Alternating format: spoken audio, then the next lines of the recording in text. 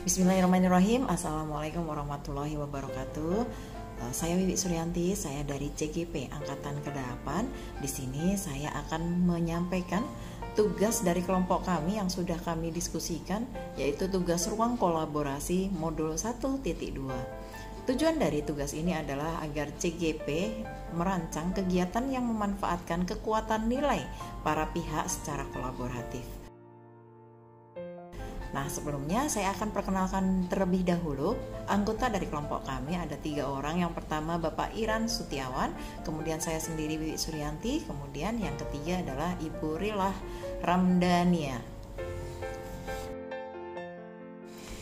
Baik, selanjutnya kita akan melihat dulu nilai-nilai dari guru penggerak. Jadi ada 5 nilai yang harus dimiliki oleh seorang guru penggerak, yaitu berpihak pada murid, kemudian reflektif, mandiri, kolaboratif, dan inovatif. Nah, kita akan bahas satu persatu. Yang pertama, berpihak pada murid, yaitu guru dapat melakukan pembelajaran yang berpihak kepada murid. Desain atau rancangan pembelajaran diharapkan sesuai dengan kebutuhan murid. Kemudian yang kedua, reflektif, yaitu guru harus mampu melakukan refleksi atau evaluasi terhadap pembelajaran yang sudah dilakukan sehingga mampu mencari solusi jika ditemukan kendala. Yang ketiga, mandiri. Guru harus selalu belajar untuk meningkatkan kemampuan dalam melakukan pembelajaran. Kemudian yang keempat, kolaboratif, yaitu guru harus mampu bekerja sama dengan baik dengan guru dalam hal pembelajaran maupun dalam hal lain. Kemudian yang kelima, inovatif. Di sini yang dimaksud adalah guru harus selalu mencari inovasi untuk melakukan pembelajaran yang menyenangkan bagi siswa. Misalnya dengan membuat media pembelajaran yang menarik atau pemilihan metode pembelajaran yang mengaktifkan siswa. Kemudian yang selanjutnya kita akan melihat peran dari guru penggerak. Ada 5 peran dari guru penggerak. Yang pertama, menjadi pemimpin pembelajaran. Kemudian yang kedua, menjadi coach bagi guru yang lain. Yang ketiga, mendorong kolaborasi. Yang keempat, mewujudkan kepemimpinan murid. Dan yang terakhir, yang kelima, menggerakkan komunitas praktisi. Oke, kita akan lihat satu persatu. Yang pertama, menjadi pemimpin pembelajaran. Ini artinya kita mampu menggerakkan komunitas belajar untuk rekan guru di sekolah dan di wilayah sekitarnya. Kemudian yang kedua, menjadi coach bagi guru lain. Nah, ini berarti menjadi pengajar praktik bagi rekan guru terkait perkembangan pembelajaran di sekolah. Kemudian yang ketiga, mendorong kolaborasi. Ini yang dimaksud adalah membuka ruang diskusi positif dan ruang kolaborasi antara guru dan pemangku kepentingan di dalam dan di luar sekolah untuk meningkatkan kualitas pembelajaran. Kemudian yang keempat, mewujudkan kepemimpinan murid. Ini yang dimaksud adalah mendorong peningkatan kepemimpinan murid di sekolah. Dan yang terakhir, menggerakkan komunitas praktisi. Ini yang dimaksud adalah menggerakkan komunitas belajar untuk rekan guru di sekolah dan di wilayah sekitarnya. Selanjutnya, peran dan nilai guru penggerak dari kelompok kami, kelompok 1 yang kita sepakati adalah peran gurunya yaitu mendorong kolaborasi. Kemudian nilai-nilainya yang kita ambil adalah nilai kolaboratif. Nah, berikut ini ada beberapa kegiatan kolaborasi yang sudah kita laksanakan di sekolah kita masing-masing. Oke, yang pertama dari saya duluan. Di sekolah saya di SMP Darul Salam di Kabupaten Bogor, ini kita pernah melakukan simulasi evakuasi bencana. Yang kita lakukan adalah evakuasi bencana gempa bumi, kebakaran, dan banjir. Kenapa kita mengambil 3 tema itu? Karena memang di daerah kami sering terjadi bencana banjir. Kemudian ada beberapa tahapan dari program evakuasi bencana yang kita lakukan. Oke, ada 10 langkah untuk mewujudkan pendidikan aman bencana. Yang pertama yang harus kita lakukan adalah persiapan dan konsolidasi dengan pihak sekolah. Nah, ini kita melakukan diskusi dengan pihak-pihak terkait seperti komite sekolah, orang tua murid, kemudian pengawas, dan masyarakat di sekitar lingkungan sekolah. Kemudian yang kedua, pengkajian dan penilaian mandiri awal program. Ini yang kita lakukan adalah mengkaji dan menilai mandiri menggunakan alat bantu yang sudah tersedia di sekolah, kemudian melibatkan pihak-pihak terkait termasuk peserta didik untuk berpartisipasi melakukan pengkajian dan penilaian. Kemudian yang harus kita lakukan juga di tahap ini adalah kegiatan ini dilakukan untuk mengetahui bagaimana kondisi sekolah dan lingkungan, apakah sudah memenuhi dari standar SPAB. Kemudian yang ketiga pelatihan untuk guru, tenaga kependidikan lainnya serta komite sekolah. Nah, ini kita melibatkan guru, tenaga kependidikan, tim siaga bencana di sekolah yang diberikan pelatihan secara rutin. Kemudian bagi yang sudah mendapatkan pelatihan harus menyebarluaskan pengetahuannya kepada guru-guru lain, peserta didik dan orang tua. Kemudian yang keempat, pelatihan untuk peserta didik.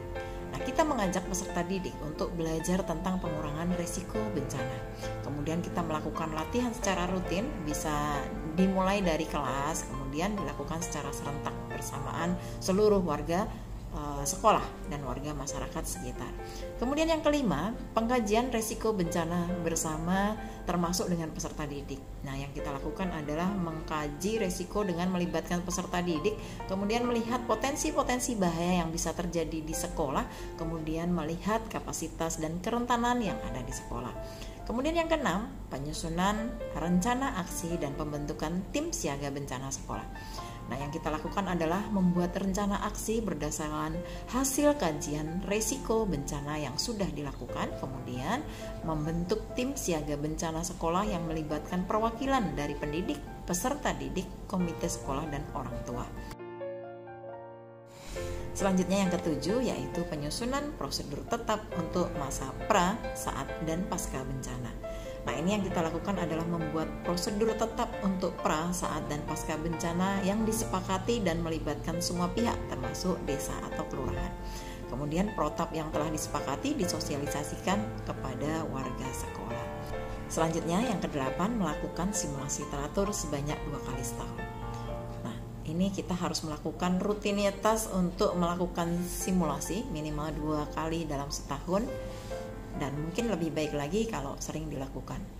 Kemudian melibatkan semua pihak dalam simulasi kepala sekolah, peserta didik, pendidik, karyawan sekolah, pedagang di kantin sekolah, penjaga sekolah, orang tua beserta masyarakat di sekitar sekolah.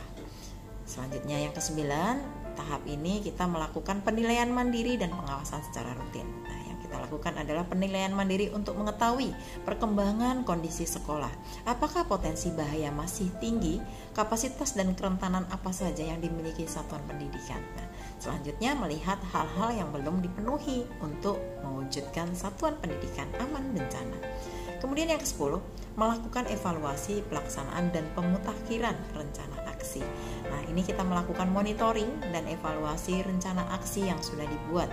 Aktivitas apa saja yang sudah dan belum terlaksana, kekurangan apa yang perlu diperbaiki, serta kendala-kendala apa saja yang dihadapi dalam mewujudkan rencana aksi. Nah, selain itu kita melihat juga program SPAB yang sudah berjalan, apakah sudah menurunkan risiko bencana. Nah, selanjutnya membuat pemutakhiran rencana aksi berdasarkan hasil kajian risiko bencana terakhir. Nah, selanjutnya kita akan sampaikan strategi penguatan. Yang pertama, berkolaborasi dengan kepala sekolah, guru, siswa, dan masyarakat sekitar sekolah untuk persiapan pelaksanaan simulasi. Kemudian yang kedua, berkolaborasi dengan warga sekolah dan masyarakat untuk mengawasi pelaksanaan simulasi. Yang ketiga, berkolaborasi dengan warga sekolah dan masyarakat untuk terlibat dalam kegiatan simulasi. Dan yang keempat, berkolaborasi dengan warga sekolah yaitu kepala sekolah, guru, siswa, masyarakat, psikolog sekolah saat pelaksanaan trauma healing.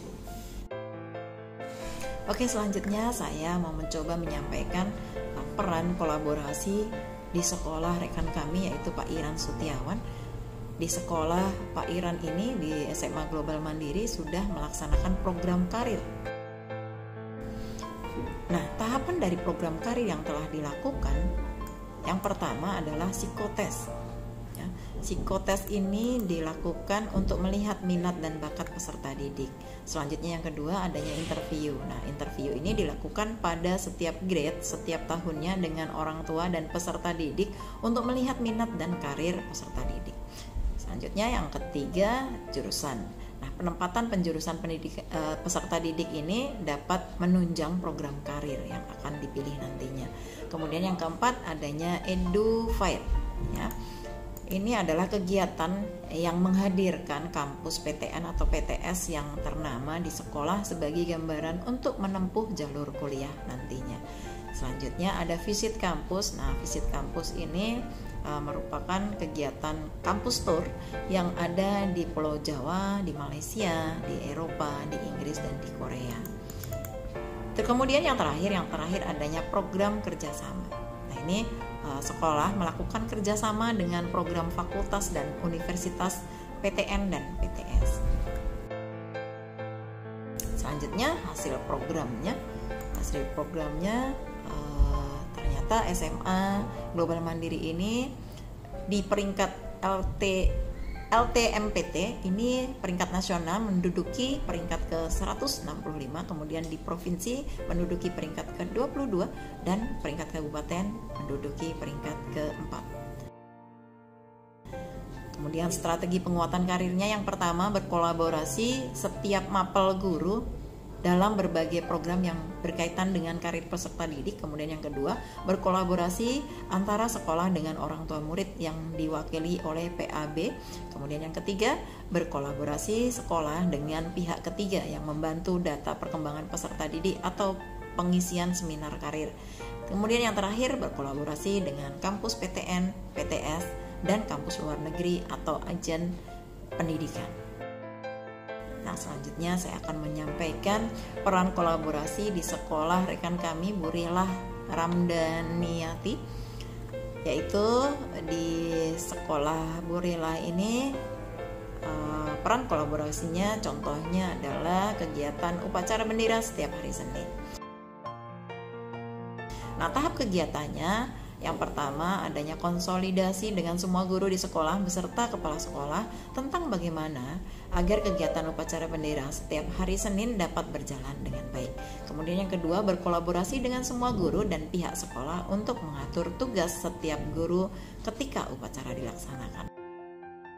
Nah, strategi penguatannya yang pertama, berkolaborasi dengan guru lain dan murid pada saat menyiapkan kegiatan upacara bendera.